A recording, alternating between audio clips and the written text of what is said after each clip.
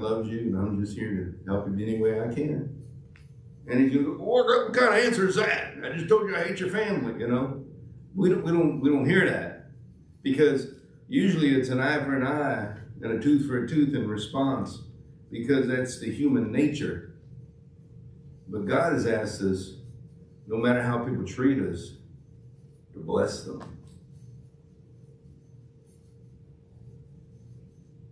It's a simple statement, yet we don't see it. The excuses we hear for why we don't act like believers, or why we don't act like we know God when we do, are numerous. Why can't we make excuses for our Christian behavior instead? Well, I just had to love them because Jesus is in my heart. I just had to love them because they were so confused. They just was all angry and mad. Why don't we do that? What about the faith says that it's okay to act like the heathen? Nothing.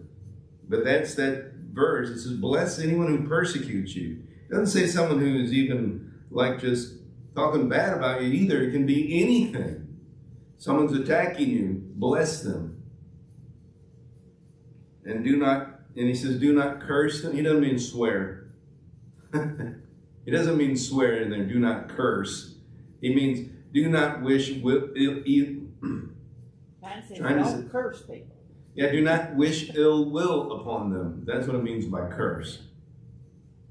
Not swear, okay? Do not wish them evil. My Bible says, do not call down curses. Exactly. No matter what. And here's the crazy thing. Jesus could have called forth all sorts of stuff down on people who were going against him. Even on the cross, he could have called a legion of angels to wipe everybody out. But he did not. So that's an example, isn't it? And yet here we are. We still find Christians fighting, not getting along, and setting bad examples to the rest of the believers, saying, well, why do I want to be a part of that? So I was thinking about this morning. I wasn't necessarily thinking about this verse, but about how we as Christians sometimes are. And the fact of the matter is, a Christian should be two things: positive and joyful. You know what I mean? Positive and joyful. In other words, not complaining, which is negative, about stuff all the time. That wears people out. I used to have a friend that complained all the time. And by the time an hour was up, I was so lousy of a mood and seeing everything wrong instead of anything good in anything that I said, I got to get out of here. I'm starting to lose my mind, because that's not my character. And so joyful and positive rather than negative and complaining. I'll promise you this. Nothing has ever been accomplished by a complaint. Complaining has never accomplished anything good. Did you know that?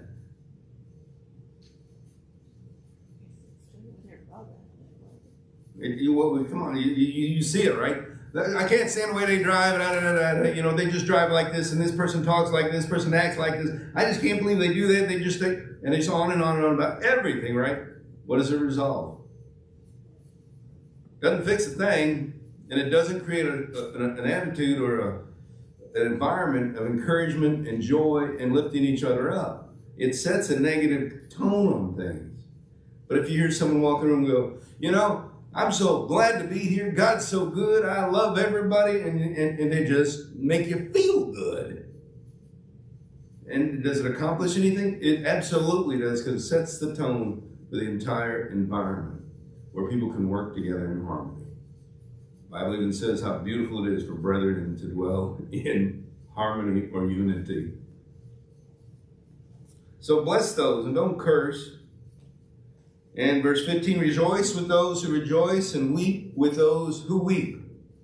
By that it means if someone is rejoicing, don't try to bring them down. If they're weeping, don't try to tell them they shouldn't. There's not one person who went over to Marla this morning and said, you shouldn't be crying. You need to be happy, you're in church. No one said that, did they? Well, are we supposed to be happy in church? No, we're supposed to be who we are in church. And let God mold us after the image of his son. And right now, Marla was needing to be a grieving person because she's hurting. So we weep with her. We comfort her. We offer the love of God. And we come alongside her and say, we'll be here. And we support her. And you know, someone who's callous could say, why don't you go home and cry there? You know, that would be not solving a thing. But I've heard churches where people have said that. But they said it like this. Gotta keep them kids out of here. They're gonna be noisy, they ought to not come to church. I've heard, if they're gonna sleep, why do they come to church? It just disturbs their, you know, why not rejoice that they're there and celebrate that they feel comfortable in the presence of God? But it all comes out that way. And so we should rejoice and celebrate when celebration is necessary, and with those who are burdened to burden with them. Come alongside wherever they're at and just be with them. Otherwise, we're trying to control people. And that is not our job. Trust me, I tried to do that for years. I was not a good minister for a couple of years. I was a controlling one, trying to get everybody to do what I want them to do. Nope. Verse 16, be of the same mind toward one another. Do not set your mind on high things, but associate with the humble. Do not be wise in your own opinion. Now, it doesn't mean be stupid. Don't act stupid. Act your level. Obviously, you must act at your own level. Do not raise yourself up. Do not lower yourself down, but act at your level and live at the level God has raised you to. And if God has raised you a place where you have some things that are beautiful and good and a blessing, and you want to encourage someone or teach someone with that, great. But it's not to say that you're better. It's the same mindset toward one another that he's saying is that we associate with each other regardless. I like what he says. Associate with the humble. Now, some people are going to say, well, I'm humble. People should associate with me. That's not what that means. Does your translation say a different word? Mine says, don't be too proud to enjoy the company of ordinary people. Ordinary That's very people. plain. Mm-hmm. And most of us are ordinary people. Everybody's ordinary people. But there's some people who... According to what ordinary, some people think ordinary is, but I agree with you, I think. I went to, I've been to a lot of different places and seen different concerts, and people walk in that are famous, you know, they get different treatment. People treat them different, like they're not ordinary people. And they give them the star treatment rather than, hey, regular. I know I was riding on an elevator with one of the singers in one of the concerts, and I said, and we just had a casual conversation. It wasn't like, oh, you're so great. I wasn't like that. It was, and I get to ride in an elevator with you. More, I thought, we get to ride together. We're doing this together. It's not a big deal to me. It was just another person. I'm not better than them. They're not better than me. It wasn't me trying to think, oh, I'm bringing them down to my level, or me going up to their level. It wasn't like that at all. I don't see people as this or this. I see people like this. I don't see someone come along and go, well, this one's better than this one over here because they got something, or this one's worse because they don't. I see them all on the same level playing field. And that's what Paul's saying, be of the same mind toward one another. Be of the same mind toward one another is what, you know. To put that in simple terms, he's saying, think about everybody the same. Treat everybody the same. But treat everybody the same with grace and blessing and hope, not scoundrelly. Don't be mean and sarcastic to everybody. Well, I'm treating them the same. It's not what that means. Treat them the same, each person. So what he's trying to say is, don't make yourself elevated by being with the better people the world thinks are better and ignore the ones the world thinks are worse. but keep your mind the same toward all of them. Don't let your actions change because of the company you keep or the way you treat people. If our churches in this world would do just that, it would have a reputation of a loving place. It sure would. And it says, don't be wise in your own opinion. It doesn't mean think that your opinion is wise. It means don't think that you're the one who knows everything and is right. Be teachable. Be willing to share, but also willing to receive. Even the person who is the youngest or the oldest or the smartest or the dumbest can teach anybody anything at any given time. Everybody has an opportunity to teach us. I learn from little kids, I learn from big kids, you know? So that's what he's saying there by not being wise in your own opinion. Always be open to learn from others around you. Verse 17, repay no one evil for evil. Sounds like the same one where it says, bless and don't curse. But here it is saying, don't do evil to someone who's done you evil. It's just a little deeper. So he says, have regard for good things in the sight of all men.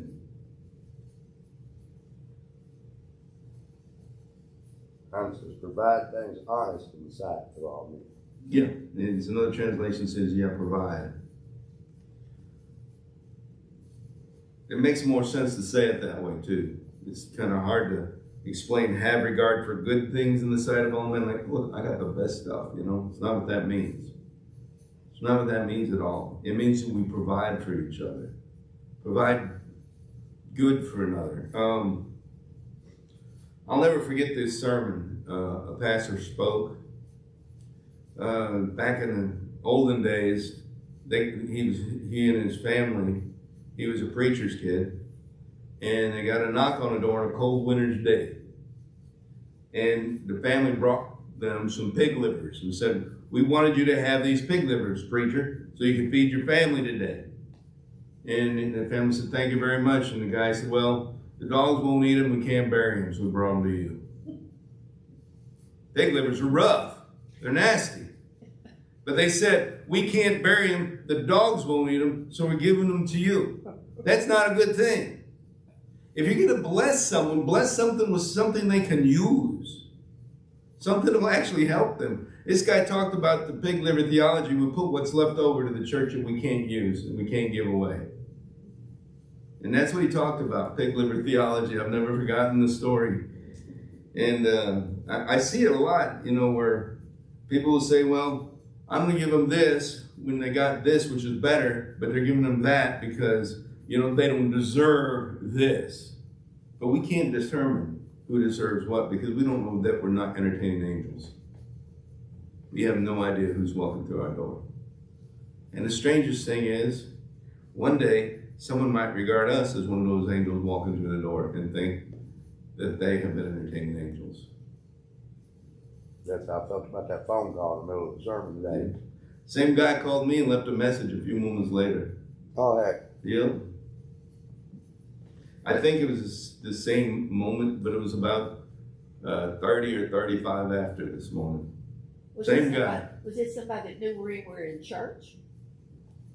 I don't know. I guess he got my number or the church's number on Facebook because he called my number and a church number about the same time. So it was nobody that we know? No, not at all. Very interesting. Yeah. It's a God thing. Well, Yeah. I don't know if it's a God thing. That don't sound like it was a God thing. Well, he knew to call this church. He called the pastor in the church. That's pretty close to a God thing. That's pretty much a God thing. The first thing he asked me for was prayer. He didn't ask for any money or nothing. He said, I'm stuck in Paducah at a hotel room and I'm looking for prayer. And that any kind of help I can get, but I need prayer. And I said, well, let me get a pencil.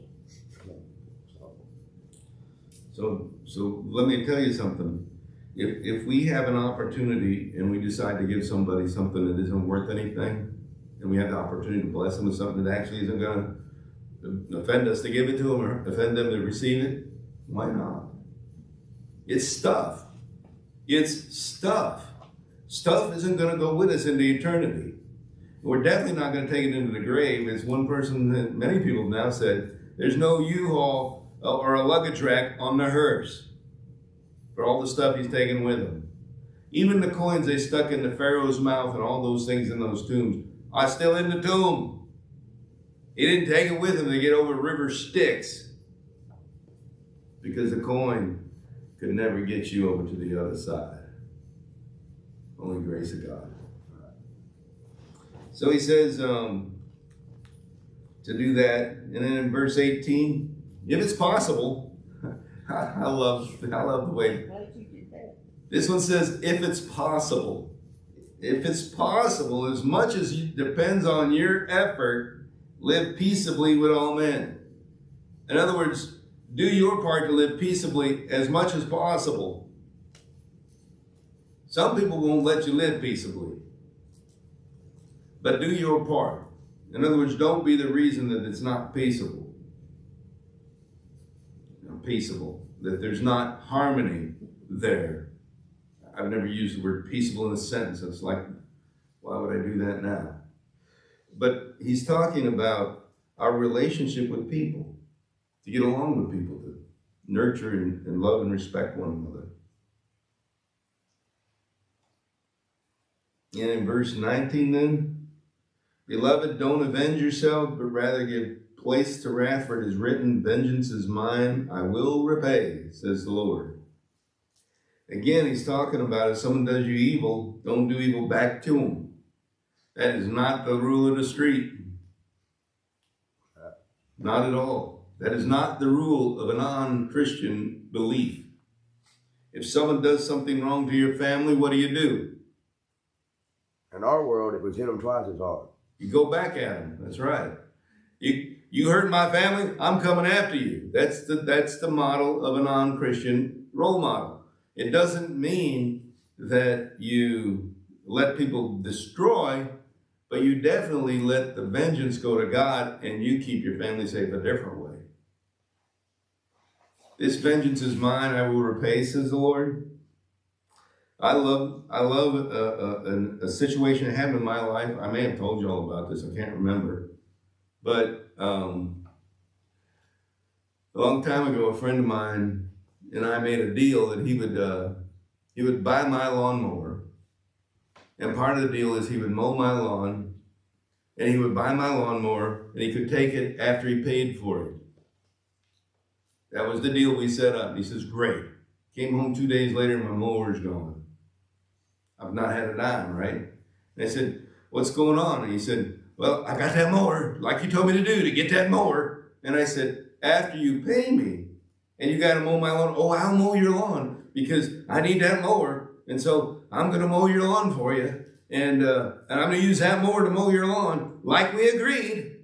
And I said, also, after you pay me, you can take it. Well, I knew where he lived, and I went there. He had it chained to a post so no one could take it. And I couldn't take it back. And I said, God, this man ain't never going to pay me for this. What am I supposed to do about this? Am I supposed to take him to court? I was mad, right? I mean, he took my mower. He stole the thing without giving me a dime. And I'm angry. I just bought it like a few weeks before, and I realized I was moving to an apartment. I didn't have to mow anymore, and I didn't want to take it back. I could have gotten $250 for the thing by taking it back. But I was going to sell it to him for $200 to save the aggravation. And he said, I'll pay you. He never paid me a dime. And I said, God, what do you... I would drive by his house every day after work, and I'm going, there's that mower, getting madder and madder. And finally God said, vengeance is mine, as I will repay. I said, okay, you're going to give me my $200? And he goes, no. God said, nope, I will repay. And I said, well, sick him. And he says, that's not what that verse says. It isn't what the verse says at all. Who's been wronged? The person who's been deprived, taken from. Who's he going to repay? Me, not that guy. That guy got something already. Why would God give him more? Repay means give what was taken.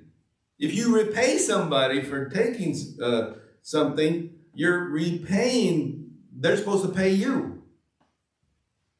if they've done wrong, it's who gets repaid? The person who got done wrong. And so God said, I'm going to repay you. Don't let him repay you anything. And I said, God, but that's $200. I really needed that. You know, it's been a tough transition. And God said, I'll repay you. Don't you worry about him. And ever since that day, I say, okay, God, you're going to repay me $200. He says, no.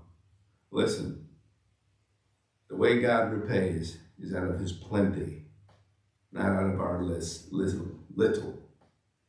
So if 5% is what the guy owes me, and God's going to give me 5%, who's got a bigger 5%? God does, Yeah. right? So he's going to repay me out of his instead of out of the other guys. And his is bigger. And I said, okay, God. And I never suffered for one. I never had to go through any struggles. But that guy, his life just started going downhill really bad. He just got a mower. Yeah. All he got was a mower. You got God's love. Oh, so his health started going down. Well, no, he was a pastor, no Oh. less. And his wife left him. The church people turned against him. He lost his church. This is all in a few months after this. And I'm going, God, if you're doing that because of me, don't do that. Don't do that because of me. And I felt peace because I knew that God wasn't doing that because of me. Because if he's repaying him for that, I said, God, I'd forgive him completely rather than you do that to him. Because I don't want to see a man's life fall apart. Not when he can at least bless people. So let God repay. If you've been damaged or defrauded, let God give it back to you, because God's got better stuff to give you than what other person will give you. He could have given me $200, but God given me something worth more than that. I don't miss that $200. And right now it's probably worth $50. Because that's been about 20 years ago. Verse 18, no, that was 19, sorry. Verse 20, therefore, if your enemy is hungry, he's quoting now out of Proverbs, if your enemy is hungry, feed him. If he's thirsty, give him a drink. Not of cyanide either. Or poison either. For in so doing, you will heap coals of fire on his head. Now that's directly out of Proverbs chapter 25, verses 21 and 22. That's Paul quoting. So if you have someone who is against you, bless them. So, do you know the same guy, this is a true story. I had a car and he bought it. Well, he kind of bought it. He had paid about 2/3 of the cost of the car, and he came by one day and said, I need that title. I can't get it licensed and titled without the title. And I said, well, you haven't paid for it yet. And he said, I know, but I will. So I gave him the title, and this is a good way to have a friend leave for good. Yeah, so this same guy, this is before the mower incident, had my car and a title and only paid 2/3 of what we agreed on. He had a pastor's appreciation dinner at his church. And I was waiting for him to make the final payment because I had this great car cover that came with it and some other stuff that could go and help that car be protected, right? That was part of the deal. I was waiting for him to make the final payment and give him that because it was a $400 car cover. And he never did. And so I went to this pastor appreciation Sunday at his church, and this is what happened. All the people in his church were going, yeah, pastor asked us to give us $250 a person to bless him, and $250 a family. And he's talking about all this, and before the service started, I said, come here. And he walked over to my vehicle, and I handed him the car cover, and I said, this car cover is made for that car. It's got the logo. It's really going to keep it protected and safe. And your debt is forgiven. He said, I want your friendship more than I want your debt. I want your friendship and I miss you. I want you around, and you're staying away because of the debt. And so he gets up in front of his church. And he says, I challenge everybody to give me $250. Well, here's my preacher friend. All of a sudden, I'm his friend again. And he starts talking, and he forgave me $300 I owed him. And he knew how much it was. He knew how much he owed me. He didn't ever forget. And not only that, he blessed me with a $400 car cover. He done 3 times what I asked everybody to do. This man done it. That's my friend. And he started coming over again until he borrowed my mower, and I never saw him again. That time I said, if that's the kind of friend he is, I don't need to keep him around. That was as much as possible, leave at peace. But the truth is that we were friends until he started taking advantage of me. Then he didn't want to be my friend because he owed me. Sure. And then he didn't stick around once that mower incident happened. He mowed my lawn 3 times and was gone. Used to, back in the day, man, this guy was talking, and he said, your old boy came over the other day, I loaned him $200. My boyfriend said, well, you'll never see him again. He said, that was money well spent. Mm-hmm. Yeah, if you want someone to leave you alone, let them borrow some money. That's They usually, bother you anymore. yeah, they won't come around.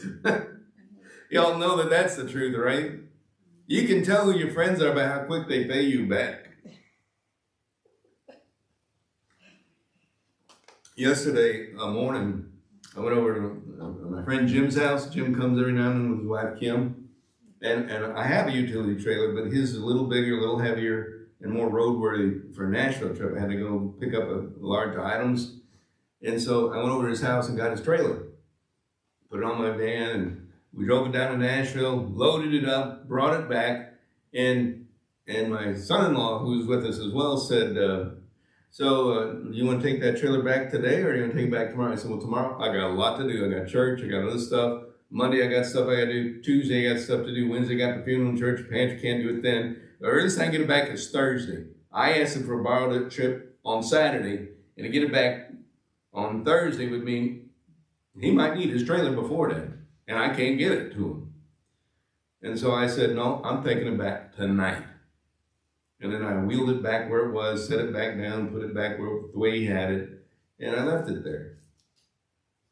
To me, that's how you borrow something. You do something like you say you're going to do, and you put it back.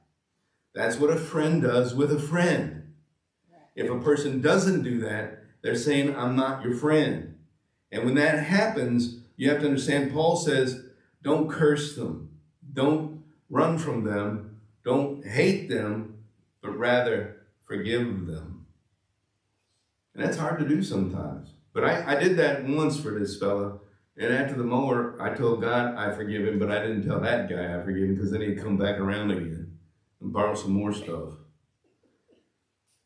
So that's why verse 21 says, do not be overcome by evil, but overcome evil with good.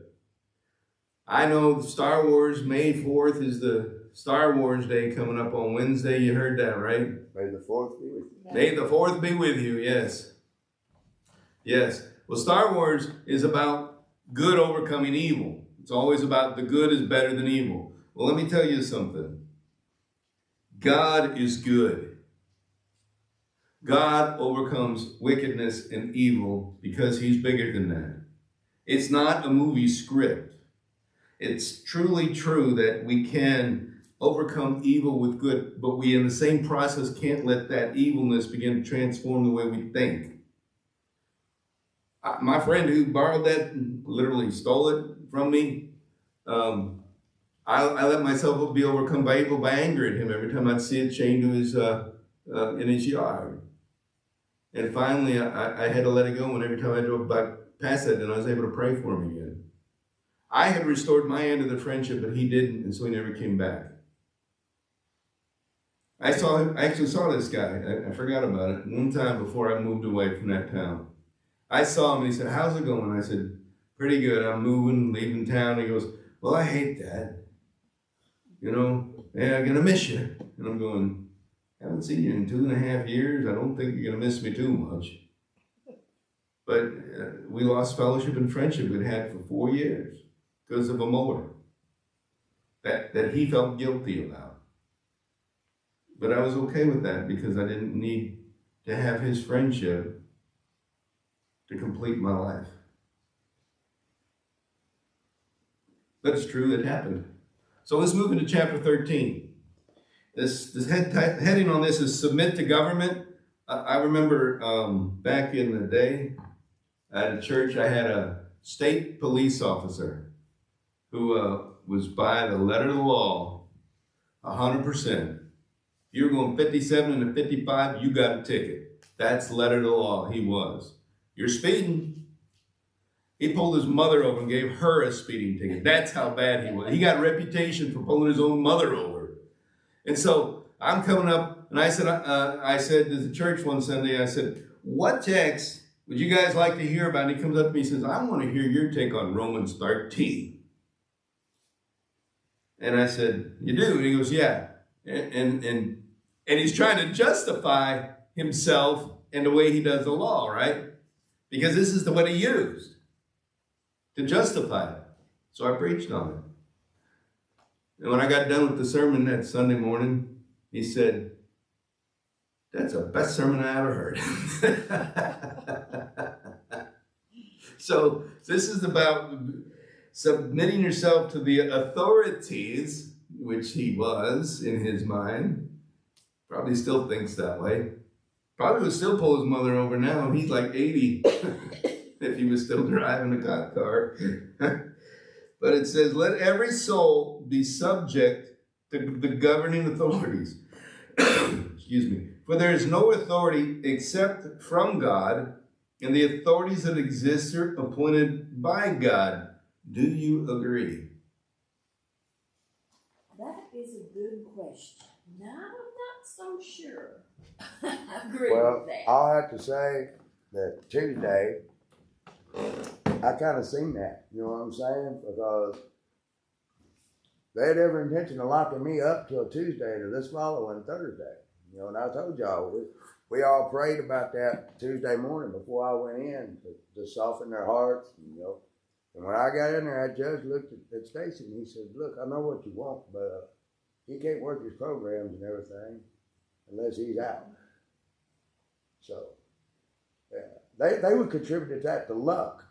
I told him, I said, that ain't luck. No, That was the power, Phil. but what I'm saying is, I'm not so sure that all people in authority are under God, Well, you know, are doing what God tells them. They're all not been placed there. by You're not God. sure, but I can Yeah, well, guarantee you there are a lot of people in authority who are not using their But authority for that's not godly what it purposes. says. Right. In this Yes. Bible here, it says, mine says, for all authority comes from God, and those in positions of authority have been placed there by God. So anyone who rebels against authority is rebelling against what God is instituting. So, do you agree?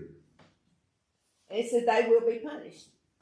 I'm like, Ginger, I don't know. I think God's they will be punished. Yes, I agree. I think they'll be punished in the end. Who?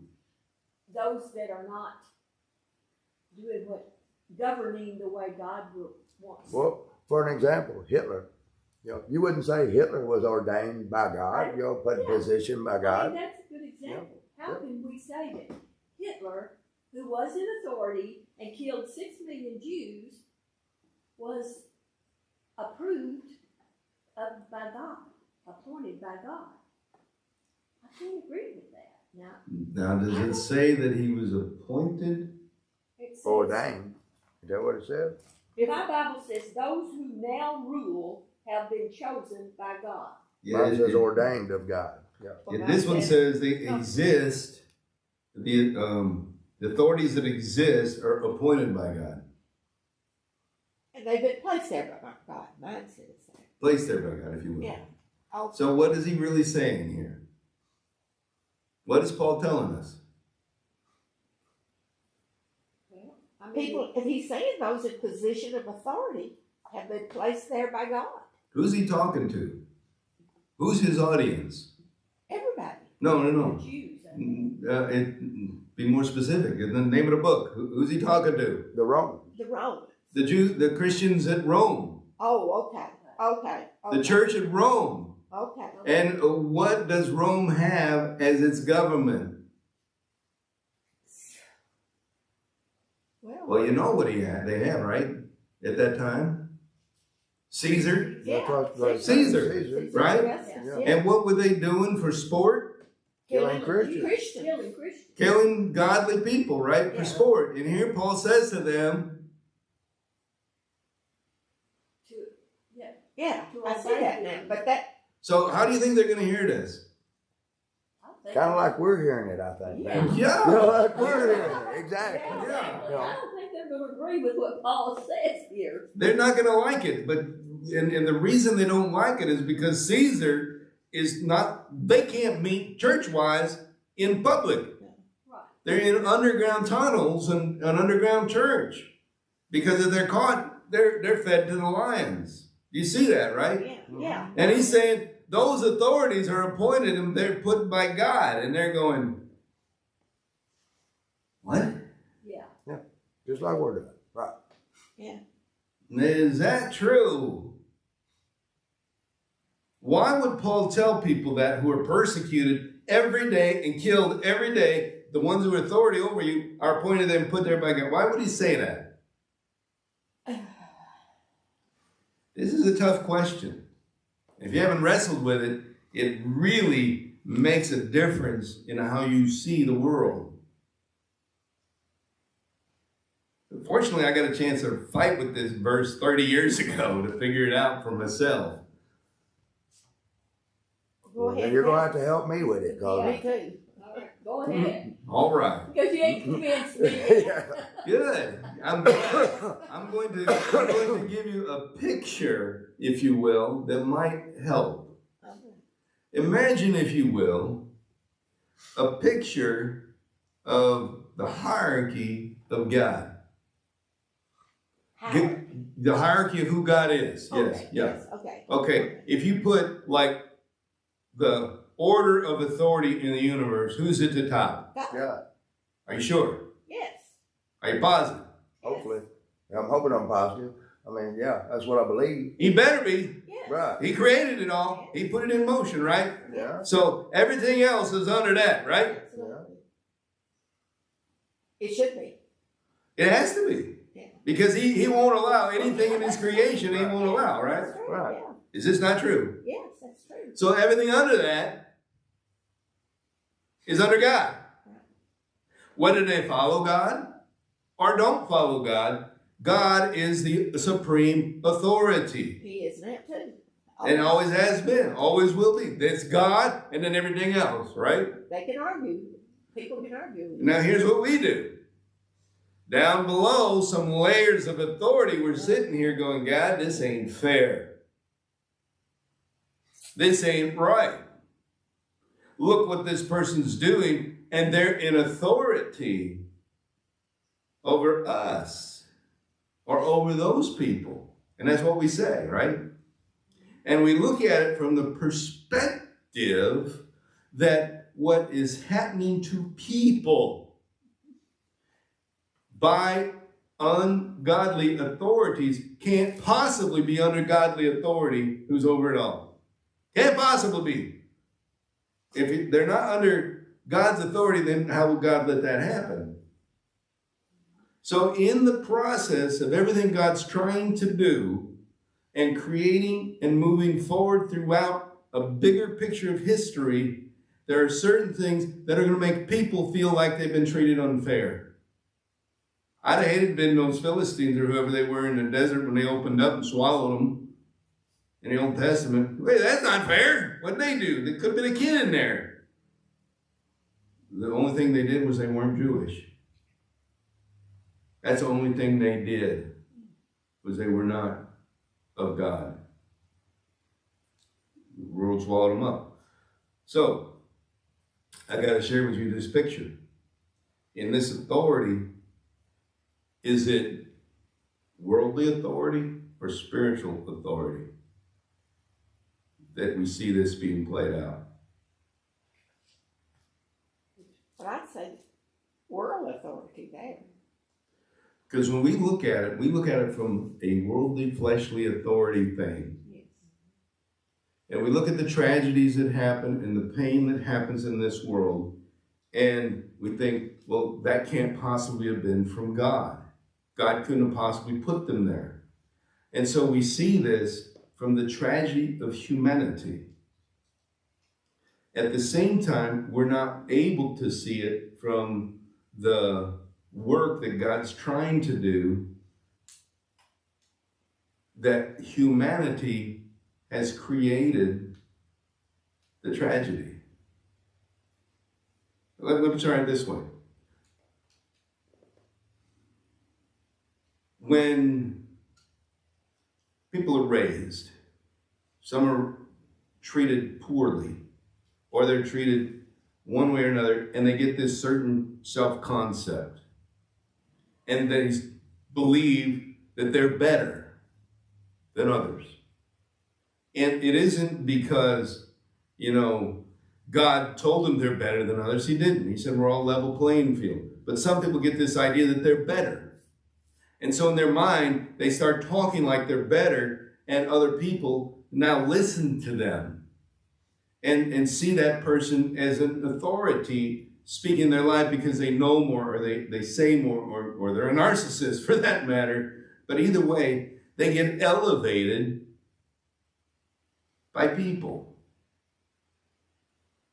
People elevate this person, and they get put into a human authority rank, and God allows us to put ungodly people into office.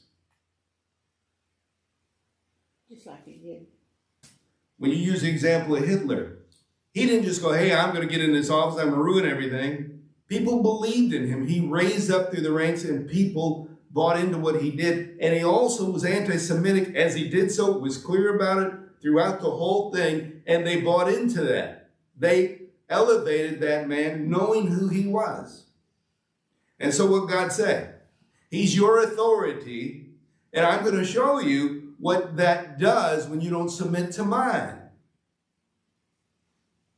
And it's going to be very painful.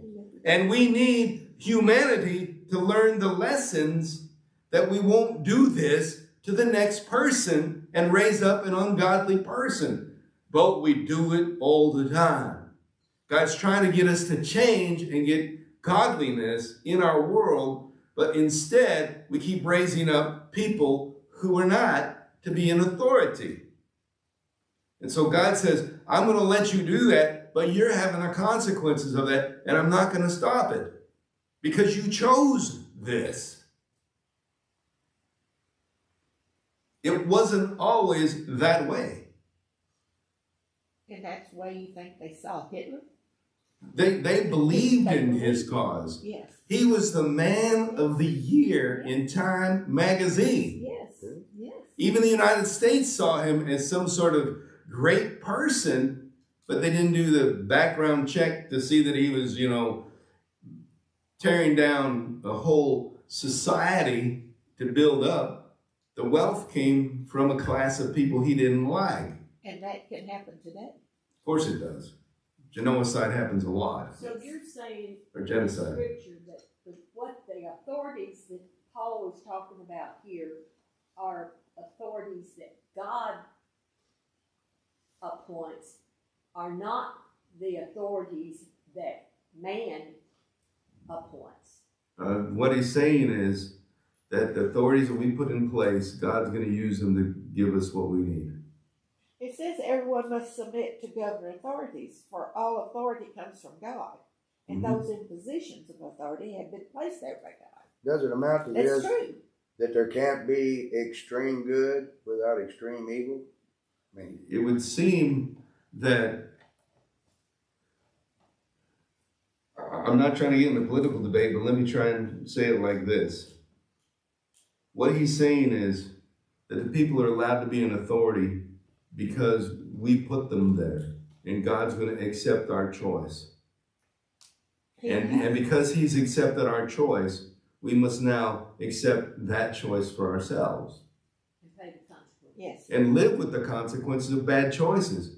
He's not going to let the world go, oh, it's okay what you did, and put a bad choice out there without consequences. The consequences of Hitler was the Holocaust. Yes. But it wasn't just the Holocaust. That's what we focus on, and because it's a tragedy. But there was other stuff he did that was not good. it wasn't just them, it was his own people who were afraid of him after a while. He destroyed them too. He was the devil and His own countrymen on many occasions tried to assassinate him, to get rid of him because they saw the evil in the man. His own country people. I know a pastor, Dietrich Bonhoeffer, had spoken against and it was part of an assassination attempt, and I think he was hung 4 days before Hitler killed himself. Dietrich Bonhoeffer. What I'm saying is, the authority there is you come under the authority, but if the authority is destroying things, you must find a way to bring forth godliness and not vengeance. Here's what happens, okay? This is what most people do when they don't like the authority. That guy's an idiot, don't like him, I can't believe people voted for him, and they just complain. Rather than working to build a way to make the place better, they complain. They don't change. Now and the next person comes in and everybody else complains about that one.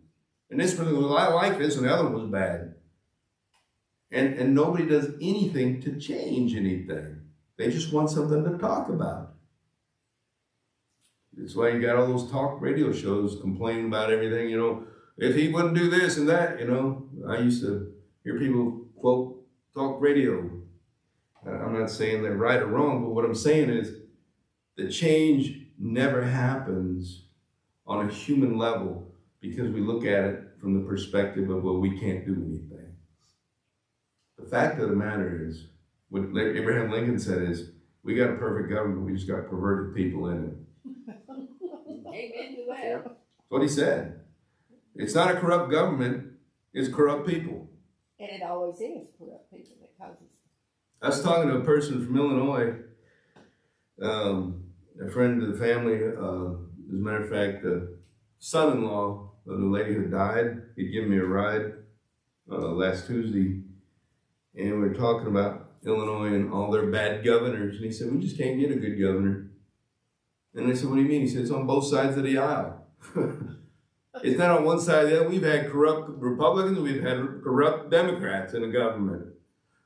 We can't win. All we get is corrupt governors. It's not the governors, it's the people. It's the fact that people allow people to be corrupt and then they put them in office because they have their own gain for it. And when someone tries to change things to be different, the society or the political system goes against it. So I was talking to this officer who's in my church about this passage. And here's what I said after the sermon on Sunday. I said, you know, when the speed limit's 55, I'm not constrained to go 55. And he said, what do you mean? I said, I can go 53. I can go 50. He says, yes, you can. And I said, and there's no law against that. I have choice here. I can go 51. He's going, yes, you can. And I said, I have freedom to live within the boundaries of the law God has set up through people to live within those parameters, and I have freedom to do that. And he said, you're the first person I ever heard who understood. People say, but it's limiting me. It's not limiting you. You can go slower. He never heard it that way before. And so when I talked about that, he said, you know, that makes sense to me too. Because we think that the governing authorities, and this is the human nature, are constraining us from being free. It's at the point when the governing authorities are destroying lives without regard that accountability must happen from someone who's godly. To act as an advocate of the people that are being destroyed. Not to destroy the person in office, but to get them to stop doing what they're doing. To make what they're doing known. Because secrets kill governments. Oh, the fact of the matter, secrets kill churches. It's a fact. There'll be people mad at someone in church and they'll never tell anybody, or they'll only tell one person and they'll never be back. That they'll never tell their secret. The secrets kill churches.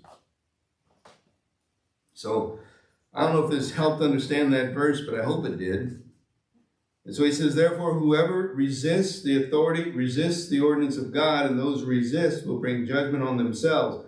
And when it means resist the authority, it doesn't mean like when Hitler says, go kill that person, that you resisted authority there. It's not what that's talking about. Please understand this.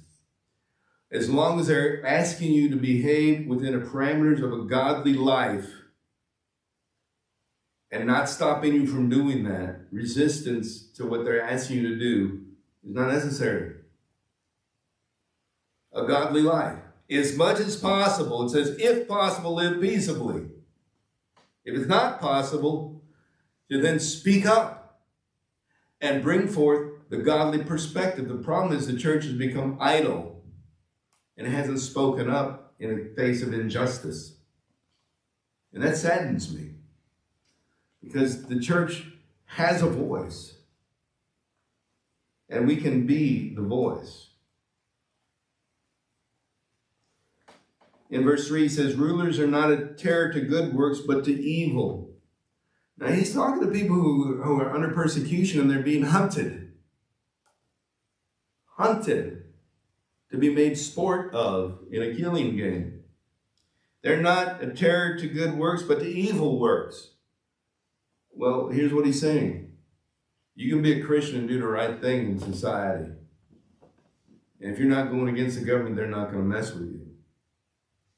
Unless they know that your life is a reflection of something they disagree with, that they're trying to squelch. You know, it's like, if I've done it, and my mother did it, and my grandmother did it, and said, point out a cop or a sheriff, or, you know, that they're going to get you, you know, and not saying, and I've done it too, tell them, they're not saying, they're not going to bother you if you don't do anything wrong, but we don't tell them that, and tell them, you better look out, don't do that, cops going to get you, you know, and that's not. Gotta go, man. Yeah, we got to go. It's time. But I would say this, the next 3 verses say simply, person in your authority is only there by God's purpose to stop you from doing wickedness. That's right. That's what the person in authority is to help you to stop being wicked. And if the authority themselves is being wicked, then another authority must help them to stop. I agree with that. Yep. I do too. It's just confusing when you read it this way. Yeah, because it's too much at once. Yeah. Yeah, we got to stop. I didn't realize we were out of time, but we are. Well, we're not that much. So, God, we ask you for your blessing upon us here, your strength, your mercy, your grace, that your healing and restoration, that we would be shining as lights in a world that's gone mad, gone crazy because it doesn't acknowledge you, including those who say they have our best interest at heart when they say, vote for me. Heavenly Father, may we have ears and eyes to see, to hear, and discernment in our mind, and your Holy Spirit within, to always speak the truth in love, and always to support and encourage, but also to support the people who will promote your way. Heavenly Father, I ask you this, that you receive our thanks.